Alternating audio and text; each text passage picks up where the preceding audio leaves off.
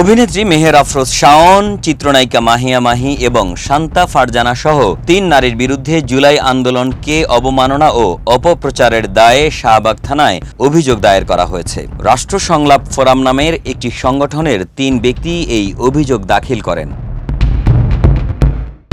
Police সূত্রে জানা গেছে, অভিযোগকারীরা থানায় গিয়ে লিখিত আবেদন জমা দেন। সেখানে সামাজিক যোগাযোগ মাধ্যমে প্রকাশিত বিভিন্ন পোস্ট ও ভিডিওকে কেন্দ্র করে আইনগত ব্যবস্থা নেওয়ার অনুরোধ করা হয়। তদন্ত শেষে অভিযোগের সত্যতা পাওয়া গেলে পরবর্তী আইনগত পদক্ষেপ নেওয়া হতে পারে বলে জানিয়েছে পুলিশ।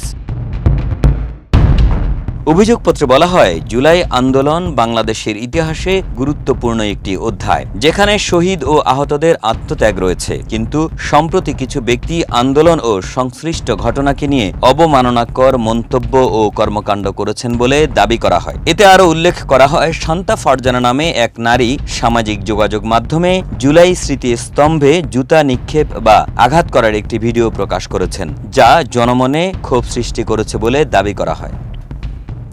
ডেস্ক রিপোর্ট, মানব কণ্ঠ।